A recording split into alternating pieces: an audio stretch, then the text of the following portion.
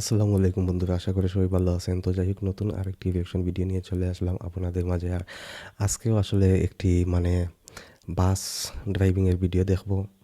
তো এটি হচ্ছে পাহাড়ি রাস্তায় হানিফের খেলা। পাহাড়ি রাস্তায় হানিফের খেলা, খাগড়াছড়ির কিং হানিফ পাহাড়ে উড়াদুরা টান। তো বুঝতেই পারতেছেন আজকের ভিডিওটিও খুব উড়াদুরা একটি ভিডিও হতে চলেছে। এবং আজকে যে ভিডিওটি দেখব সেটি পাহাড়ি রাস্তায় আমাদের রাস্তার রাজা বা ম্যারাথন দৌড়ের কিং যাকে আমরা বলি হানিফ। তো সেই হানিফ বাসের কিছু খেলা আমরা দেখব। তো আসলে আমরা যতই বাস ড্রাইভিংকে আমরা করি, কিন্তু ভিডিওগুলো সবাই কিন্তু দেখে। তো যাই হোক, আর বেশি কথা না বলে চলুন আমরা পাহাড়ি রাস্তায় বাসের খেলা। তো আমরা জানি যে আমরা সাপের খেলা আগে দেখতাম, তো এখন আসলে আমরা বাসের খেলা দেখবো। তো আর কথা না বলে চলুন আমরা পাহাড়ি রাস্তায় হানিফ বাসের খেলা দেখতে শুরু করি। আর এই খেলাটি আমরা দেখতেছি বাস বাংলাদেশ ইউটিউব চ্যানেল থেকে, এবং অবশ্যই আমি তার লিঙ্ক ডেসক্রিপশন বক্সে দিয়ে দিব। আপনারা চাইলে সেখান থেকে সরাসরি পাহাড়ি রাস্তায় বাসের খেলা দেখতে পারেন।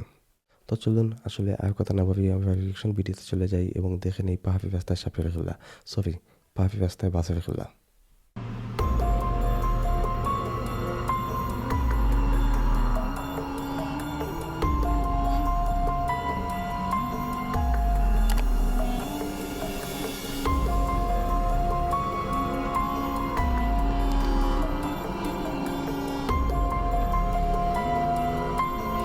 একদম বাস গেমের মতো ভাই।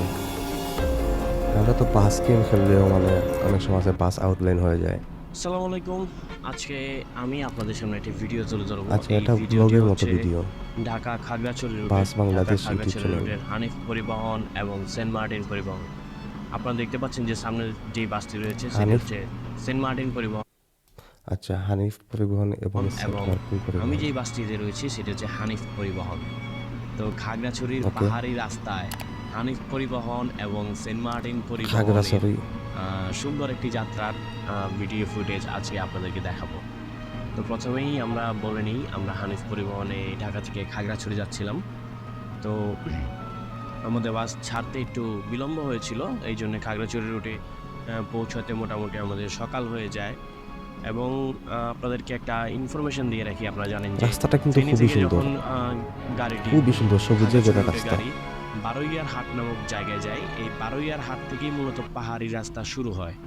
এই বারোইয়া হাট থেকে সেন্ট খাগড়াছড়ি মার্টিনও পর্যন্ত কিন্তু টোটাল আবার সেন্ট মার্টিনের চোলাটা দেখতেছি 179টা কি রকম মোড় রয়েছে, অর্থাৎ ডানে বামে 179টা মোড় অতিক্রম করে বারোইয়ার হাট থেকে আমাদের বাসটি খাগড়াছড়ি পর্যন্ত যায়। এটা মূলত কাউন্ট করা, প্লাস মাইনাস হতে পারে কয়েকটা, খুবই কারণ যেহেতু সুন্দর একটি রাস্তা, অনেকবার কিন্তু খাগড়াছড়ি যাওয়া অসাধারণ। হয়েছে আমার, সেই ক্ষেত্রে এটা কাউন্ট করা হয়েছে যে 169টা ডানে বামে মোড় রয়েছে। তো আপনারা দেখতেই পাচ্ছেন বারোয়ার হাট থেকে খাগড়াছড়ি পর্যন্ত 169টা এ, এই মোড় রয়েছে। তো এটা আসলে যে হানিফ ভাই এবং সেন্ট আমাদেরকে মার্টিন ইনফরমেশন দিয়েছেন, মোটামুটি ধন্যবাদ ওনাকে। উড়াধুরা টানে পাহাড়ি রাস্তায় চলছে। কারণ এইখানে যদি আপনারা অনেকে বলতে পারেন যে এখানে এত গতি কেন, আপনাদেরকে যদি বলি যে এখানে যদি বাস আস্তে আস্তে চালায়, অর্থাৎ যদি আস্তে আস্তে চালানোর চেষ্টা করে, তাহলে যে পাহাড়ি ঢালগুলো রয়েছে এটা আসলে ক্যামেরায় বোঝা যায় না যে ঢালের অবস্থা।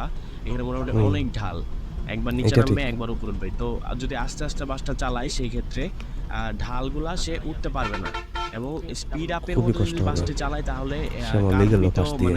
ডান টার্ন নিতেও তার সুবিধা হবে এবং বামে টার্ন নিতেও সুবিধা হবে, এবং সামনে যদি বড় ঢাল থাকে সেটি উঠতেও সুবিধা হবে। এই জন্য মূলত এই রুটে স্পিড বাসের প্রয়োজন, তবে গতি আসলে একটু ওভার বেশি স্পিড ঠিক থাকে। না।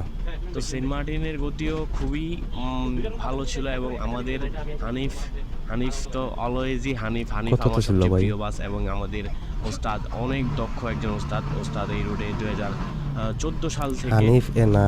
বাস চালায়, এখন 2023 সাল, মোটামুটি 9 বছর ধরে এই রুটে হানিফ পরিবহন চালাচ্ছেন। এবং তার দক্ষতা দেখে আমি খুবই অবাক হয়েছি যে তিনি ওয়াও, এত দক্ষ। কি সুন্দর তার রাস্তা! দক্ষতার পরিচয় আমি তার চালানোর পাহাড়ি মাধ্যমে রাস্তা, পেয়েছি, এত দক্ষতার তবে সাথে সে মোড়গুলো বাসটিকে খাগড়াছড়ি খুবই নিয়ে ডেঞ্জারাস গেল কিন্তু। আমাদেরকে, এবং কোনো রকম ভাঙাচোরাতে উনি খুবই স্লো তবে ওনারা চালিয়েছেন, আসলে এবং এইসব মোড়ে যেখানে অভ্যস্ত যেরকম হয়ে স্পিড গিয়েছেন। দরকার সেখানে সেরকম স্পিডই তিনি দিয়েছেন।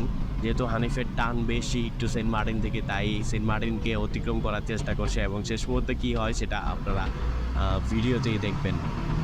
তো আমি আর ভয়েস দিচ্ছি না, আপনারা নিজেরাই দেখুন।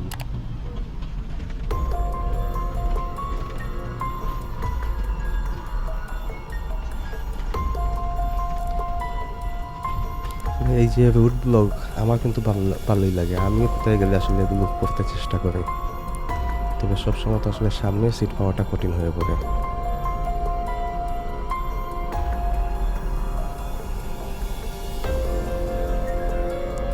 সেন্ট মার্টিন যাচ্ছে, পিছনে হানিফ।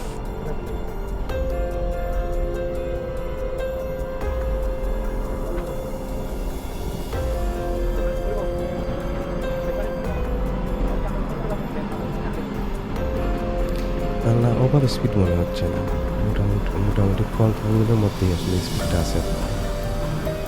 সম্ভবত সেন্ট মার্টিনকে খেয়ে দিয়েছে, এটা আসলে বাসের বাসা খেয়ে দেওয়া, এটাই আসলে ওভারটেক করেছে।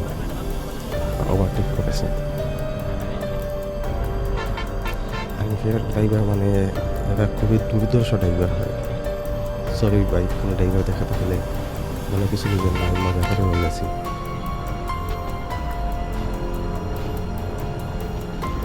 কোনো কিছুই মনে হয় প্রবলেম করে না তারা।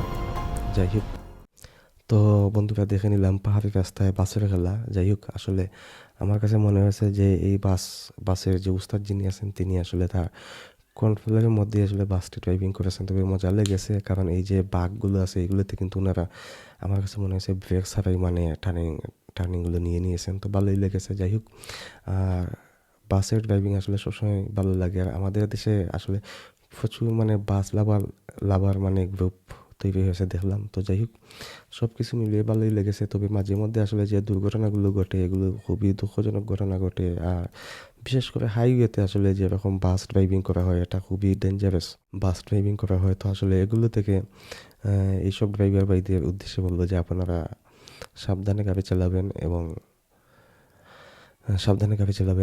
সবারই জীবনের মূল্য আছে। তো এই জিনিসটা আপনাদের মাথায় রাখতে হবে। আপনার জীবনেরও মূল্য আছে, আবার আপনার প্যাসেঞ্জারের জীবনেরও মূল্য আছে। তো সব কিছু মিলিয়ে যাই হোক, এই রিঅ্যাকশন ভিডিওটি কেমন লেগেছে সেটি জানিয়ে কমেন্ট করবেন, এবং আশা করব যে চ্যানেলটিতে প্রথম হয়ে থাকলে অবশ্যই সাবস্ক্রাইব করবেন এবং ভিডিওতে লাইক করবেন। তো যাই হোক, আসলে আজকের ভিডিওটি এখন পর্যন্তই, দেখা হবে পরবর্তীতে অন্য কোনো রিঅ্যাকশন ভিডিওতে। ভালো থাকুন, সুস্থ থাকুন এবং নিরাপদে পথ চলুন। আল্লাহ হাফিজ।